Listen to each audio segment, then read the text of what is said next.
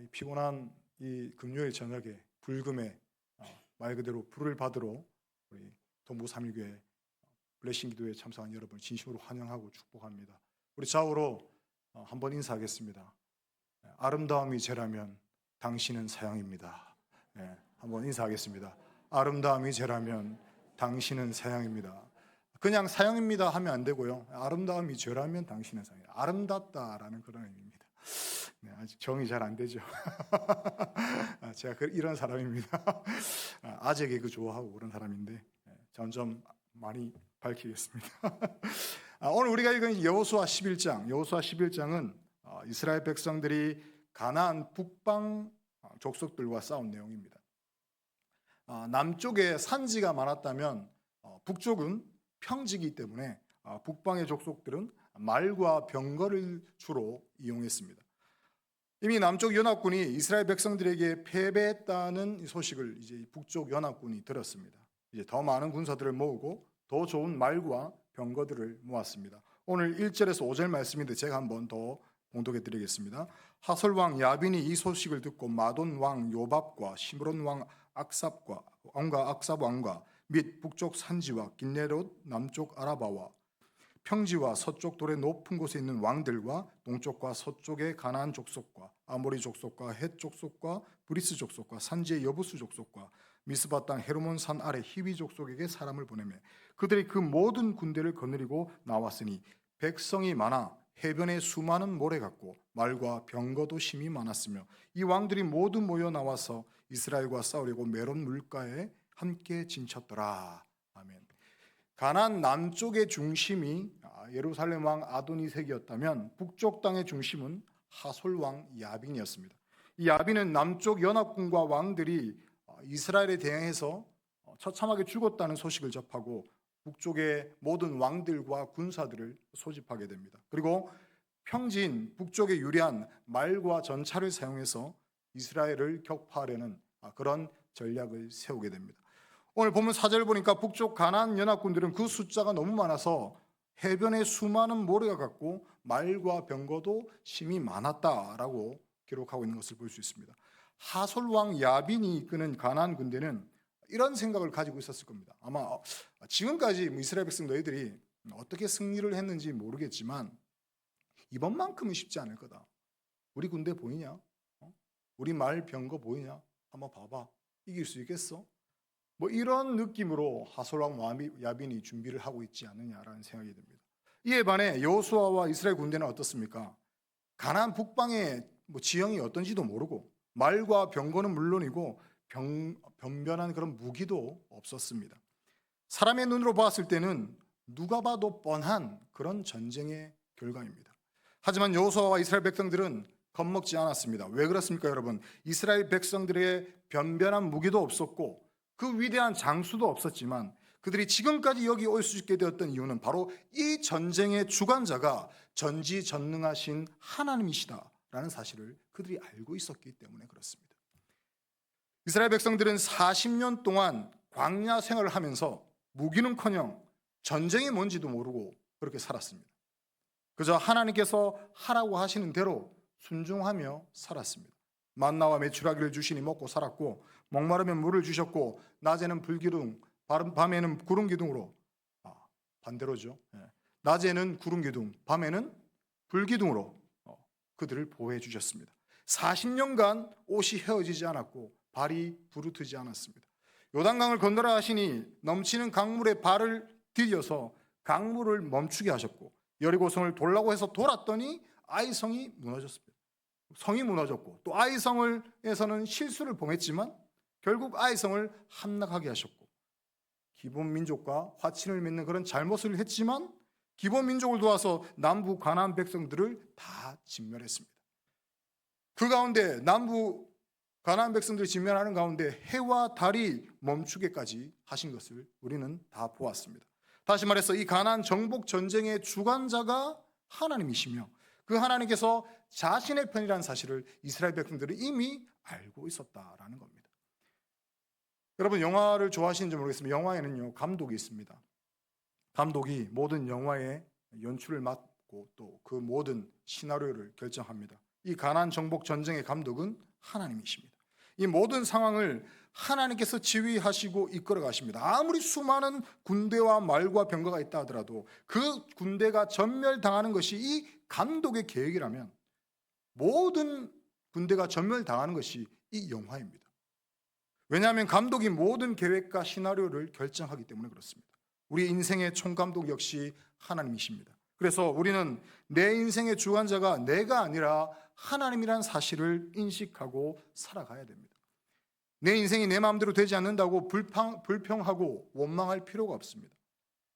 원래 우리 인생은 내가 하고 싶은 대로 하고 사는 것이 아니라 하나님께서 계획하신 대로 맞춰지는 것이 우리의 인생입니다. 여러분 인생을 한번 돌아보십시오. 어디 여러분의 생각대로, 여러분의 마음대로 되던 게 있던가요?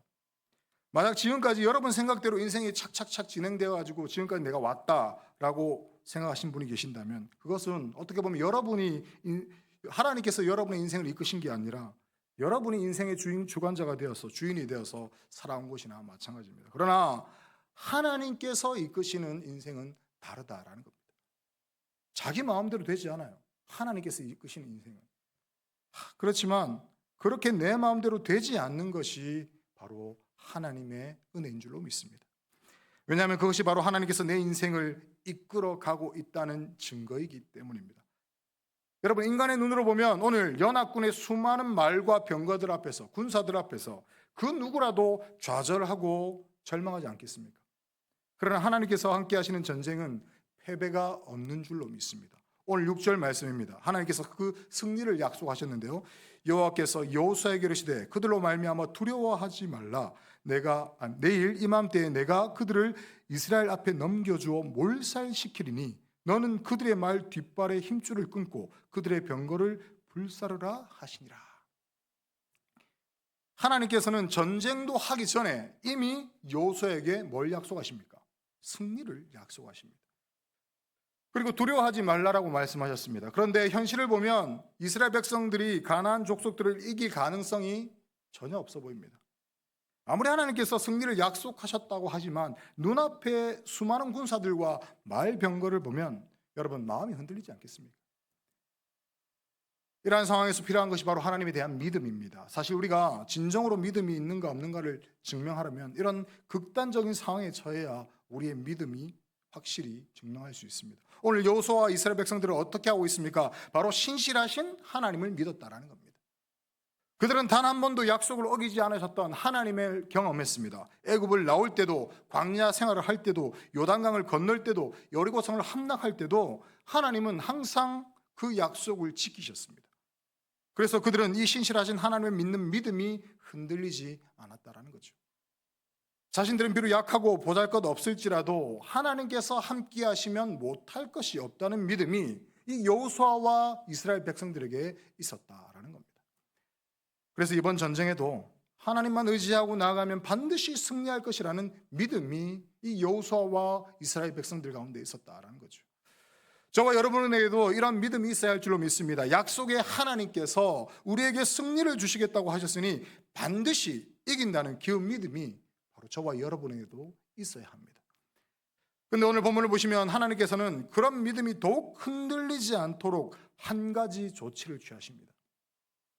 다름 아닌 가나안 족속들에게서 빼앗은 말의 힘줄을 끊고 병거를 어떻게 하라? 불사르라라는 그런 명령입니다.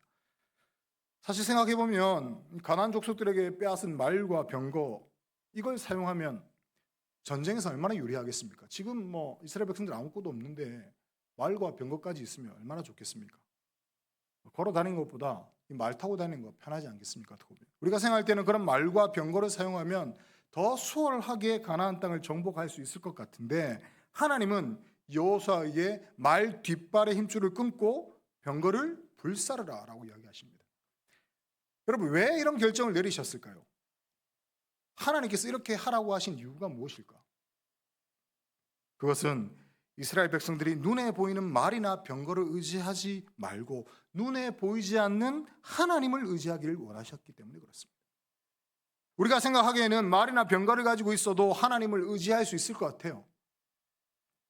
그런 거 있어도 우리가 하나님을 의지할 수 있습니다 라는 생각을 가지고 있습니다. 그러나 인간의 마음은 간사합니다. 정말 간사하기 때문에 말이나 병거가 없을 때는 어쩔 수 없이 하나님께 매달리게 되는데 일단 뭔가 자신에게 좋은 것, 자신에게 유리한 것이 있으면 그때부터는 그 힘을 의지하지 하나님을 의지하지 않는다라는 겁니다. 인간의 마음이 그렇다는 겁니다. 그렇기 때문에 어떤 사람이 하나님 앞에서 가장 복된 사람, 어떤 사람이 하나님 앞에 가장 복된 사람인가 하면 언제나 하나님을 의지할 수밖에 없는 그런 사람이 가장 복된 사람입니다. 다시 말해서 하루하루 하나님의 은혜가 아니면 버틸 수 없고 그 은혜로 견디고 살아가는 그런 사람이 바로 복받은 사람이다라는 겁니다. 그런 측면에서 저는 부자가 아닌 것에 참 감사합니다. 물론 뭐 여전히 좋은 집에 좀 살고 싶고 좋은 차를 가지고 싶고 돈 걱정 없이 그렇게 살고 싶긴 합니다. 얼마 전에는 차를 타고 가는데 저희 집 애들 중에 한 명이 이런 이야기를 하더라고요. 아빠, 내가 100억을 벌면 50억을 드릴게요. 이렇게 이야기하더라고요. 또 다른 옆에 애가 야, 다 줘야지 50억이 뭐고 뭐 이런 이야기 하시던데 50억 소리만 들어도 어떻습니까 여러분? 50억 기분이 좋았습니다. 하지만 그런 것들이 저에게 주어졌을 때에 과연 내가 하나님을 믿고 의지할 수 있을 것인가? 그런 의문이 들 때가 참 많다라는 거예요. 저는요, 제 인생에 있어서 참 뭔가 부족하다는 생각이 많이 들었습니다. 지금도 참 부족하죠. 평범한 삶이 아니라 뭔가 제 삶에 약간 나사가 하나 빠진 것 같은 그런 삶이라고 저는 생각했고 지금도 저 스스로가 나사가 하나 빠졌다라고 생각을 하고 있어요. 그런데 뒤돌아보면 그것이 하나님께서 저를 사랑하는 방법이었습니다. 하나님께서는 저를 너무 사랑하셔서 제 인생의 나사를 하나 살짝 빼놓으심으로 저를 꼼짝 못하게 하셨다는 거죠. 다시 말해서 제가 죽을 때까지 하나님을 의지하지 않고는 살 수 없도록 그렇게 만들어 놓으셨다는 겁니다. 이런 말씀드리기 좀 송구하지만 제가 목사가 아니었으면 이 금요 블레싱 기도에 나왔겠습니까? 집에서 쉬고 있을 가능성이 참 높습니다. 제가 목사가 아니었으면 새벽기도 오후 예배 제가 나왔겠습니까? 놀러 다녔겠죠. 제가 목사가 아니었다면 성경도 읽었겠나 이런 생각이 듭니다. 세상에 재미있는 것들이 얼마나 많은데 제가 성경을 읽고 있겠습니까? 그러니 하나님은 제가 하나님을 의지하도록 저의 인생에 계획하신 줄로 믿습니다. 그래서 지금 이 자리에서 이렇게 말씀을 전하고 있는 것인 줄로 믿습니다. 그게 은혜죠. 우리는요, 종종 내가 원하는 것이 채워지지 않거나 내가 남들보다 좀 못하다고 부족하다고 생각할 때가 있습니다. 그리고 그런 부족함 때문에 내가 이것만 채워지면 좀 잘 살 수 있을 것 같은데 내가 이것만 채워지면 좀 더 잘할 수 있을 것 같은데 그런 생각하게 되죠. 근데 여러분 사실 그런 것들이 없는 게 복입니다. 왜냐하면 그런 것이 없기에 우리는 단 하루도 하나님을 의지하지 않을 수 없기 때문입니다. 하나님은 이스라엘 백성들에게 말의 힘줄을 끊고 병거를 불태우라 라고 말씀하셨습니다. 이 말씀은 말과 병거를 의지하지 말고 누구를 의지하라? 하나님만 의지하라라는 말씀입니다. 다시 말해서 하나님께서 그들의 말과 병거가 되어 주시겠다라는 뜻입니다. 세상 사람들이 보기에는 가나안 족속들에게 말과 병거가 있으니까 이 전쟁에서 이스라엘 백성들을 쉽게 이길 수 있을 거다라고 생각을 했을 겁니다. 그러나 이 전쟁은 이스라엘과의 전쟁이 아니라 누구와의 전쟁입니까? 하나님과 싸우는 거예요. 가나안 족속들이 이스라엘과 싸우는 것이 아니라 하나님과 싸우고 있다는 겁니다. 그 누구도 하나님을 대적하여 이길 수가 없다라는 거죠. 하나님께서 주관하시는 전쟁에는요, 말과 병거가 중요하지 않습니다. 오늘날 치면 핵폭탄도 중요하지 않다는 거예요. 군사가 많고 좋은 무기가 있는 것이 그 전쟁의 승패를 놔주지 않습니다. 이 전쟁은 누구를 믿고 누구를 의지하느냐에 승패가 달려있다는 겁니다. 그러니 여러분, 하나님을 의지하시고 믿으시기 바랍니다. 자신의 재물과 능력을 의지하지 마시기 바랍니다. 모든 것이 하나님께로부터 왔음을 기억하시고 전적으로 하나님을 믿고 의지하는 자들이 다 되실 수 있기를 바랍니다. 이렇게 철저하게 하나님의 약속을 의지해서 여호수아와 이스라엘 백성들은 자신들보다 군사력이 월등히 뛰어나는 가나안 족속들을 공격합니다. 오늘 7절 8절 말씀인데요. 이에 여호수아가 모든 군사와 함께 메론 물가로 와서 갑자기 습격할 때에 여호와께서 그들을 이스라엘의 손에 넘겨주셨기 때문에 그들을 격파하고 큰 시돈과 미스르봇 마임까지 추격하고 동쪽으로는 미스바 골짜기까지 추격하여 한 사람도 남기지 아니하고 쳐 죽이고. 여호수아와 이스라엘 백성들은 물가에 머무는 가나안 북방 연합군을 단숨이 무찌르게 됩니다. 불가능해 보이는 전쟁을 이겼습니다. 여러분, 계속 말씀드리지만 이렇게 이스라엘이 불가능해 보이는 전쟁을 이길 수 있었던 원동력이 무엇입니까? 8절 말씀이 뭐라고 말씀하고 있습니까? 여호와께서 그들을 이스라엘의 손에 넘겨주셨기 때문에 라고 기록합니다. 하나님께서 이스라엘 백성들을 도우셨습니다. 이는 우리의 삶도 마찬가지입니다. 인생은 뭔가 많이 가지고 있다고 승리하는 삶을 살 수 있는 것 아닙니다. 지식이 많다고 건강하다고 이 문제를 다 해결할 수 있는 것도 아닙니다. 나를 도와주는 사람이 많다고 해서 다 성공하는 것도 아닙니다. 우리의 삶의 문제들은 하나님께서 도와주실 때에 해결되는 줄로 믿습니다. 하나님께서는 미련한 자에게 지혜를, 무능한 자에게는 능력을 주시고 연약한 자들에게는 힘을 주시는 분이십니다. 하나님은 하나님을 의지하고 붙들고 살아가는 자들에게는 그의 한계와 연약함을 뛰어넘어 승리하도록 만들어 주시는 분이다라는 겁니다. 이미 하나님께서 이 세상을 우리의 손에 넘겨주셨습니다. 그러니 이 세상을 이기는 힘 단순합니다. 뭐겠습니까, 여러분? 하나님만 의지하면 됩니다. 그것을 세상을 이기는 방법입니다. 인간관계가 세상을 이기게 하지 못합니다. 돈이 세상을 이기게 하지 못합니다. 오직 하나님만 의지해야 세상을 이길 줄로 믿습니다. 그러니 우리는 말씀에 의지해서 기도할 수밖에 없습니다. 하나님, 이 세상을 이길 수 있도록 하나님을 의지하게 해주십시오. 나의 모든 것을 걸고 주님만 의지하는 삶을 살게 해주십시오. 이런 고백이 바로 저와 여러분의 고백이 되어야 할 줄로 믿습니다. 여호수아와 이스라엘 백성들은 북쪽 가나안 땅을 점령하면서 하나님께서 명령하신 그대로 하나도 빠짐없이 순종했습니다. 15절 말씀입니다. 여호와께서 그의 종 모세에게 명령하신 것을 모세는 여호수아에게 명령하였고 여호수아는 그대로 행하여 여호와께서 모세에게 명령하신 모든 것을 하나도 행하지 아니한 것이 없었더라. 여호수아는 하나님께서 명령하신 대로 말 뒷발의 힘줄을 끊고 병거를 불로 살랐습니다. 우리가 생각하기에는 말과 병거가 아깝지만 여호수아는 그 명령대로 순종했습니다. 거기에 모든 살아있는 자는 하나도 남김없이 다 진멸했습니다. 이처럼 하나님께서는 이 세상의 죄를 다 진멸하기를 원하십니다. 여호수아는 그런 하나님의 마음을 잘 알고 있었기 때문에 그 명령에 순종하며 그대로 지켰습니다. 만약 여기에서 아이성 같은 그런 불순종이 있었다면 이스라엘 백성들은 어떻게 보면 전멸을 당했을지도 모를 일입니다. 무엇이 죄입니까? 하나님의 말씀대로 하지 않는 것이 죄입니다. 무엇이 옳은 일이고 무엇이 나쁜 일입니까? 하나님의 말씀대로 하는 것이 옳은 일이고 하나님의 말씀대로 하지 않는 것이 나쁜 일입니다. 여호수아는 하나님께서 명령하신 모든 것에 그대로 순종했습니다. 모세를 통해 받은 명령과 하나님께서 자기에게 주신 모든 명령을 다 지켰습니다.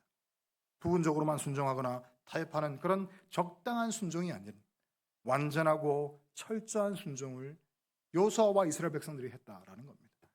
오늘 하나님께서는 저와 여러분이 하나님의 말씀 앞에 철저하게 순종하길 원하십니다. 물론 하나님의 말씀에 순종해야 된다는 것 모르는 그리스도인들은 없습니다. 그런데 여러분, 아는 것과 실천하며 사는 것 다릅니다. 철저하게 말씀에 순종하고 살아가고 있는지 우리가 돌아봐야 됩니다.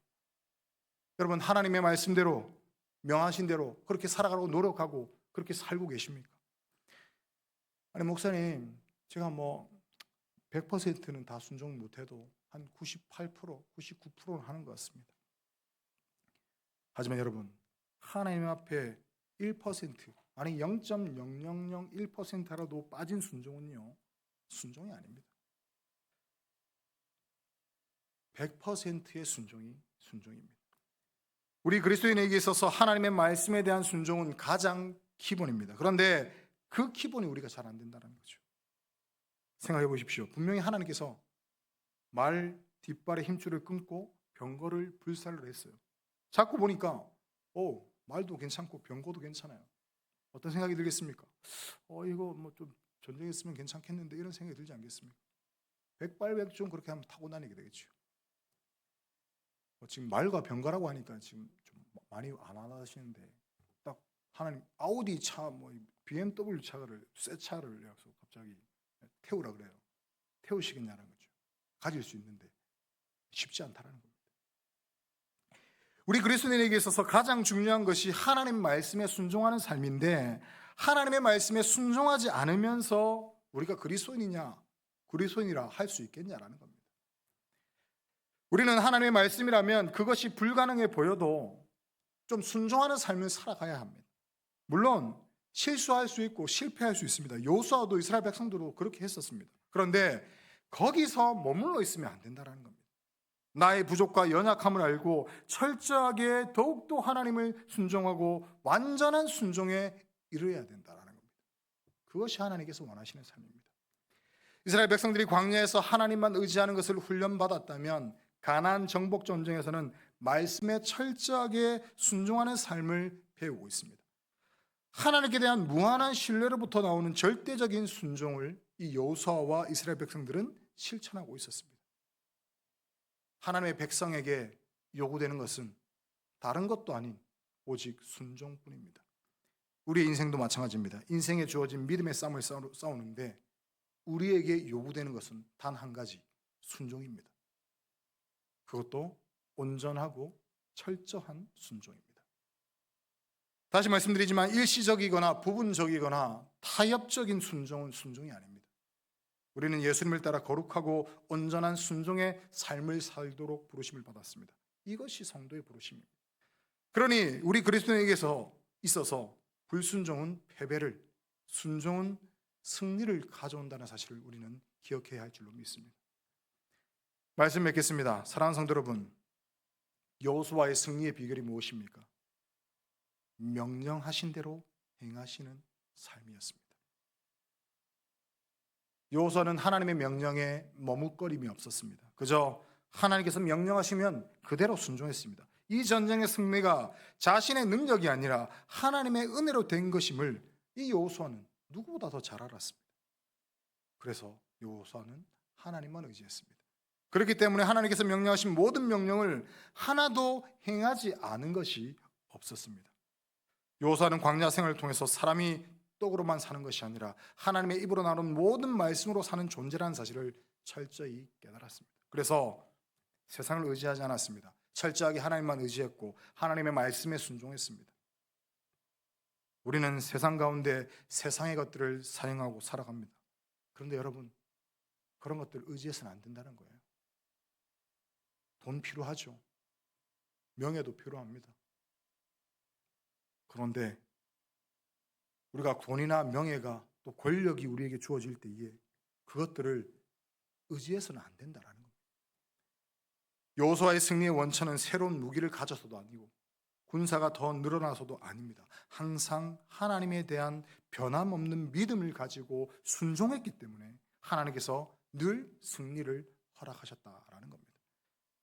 여호수아는 정탐꾼을 보내면서부터 이 전쟁이 이미 하나님께서 주신 땅이라, 이 전쟁의 승리가 이미 자신의 것이다 라는 그런 믿음을 가지고 있었습니다. 그리고 그때부터 그는 전쟁에서 이기고 있었습니다.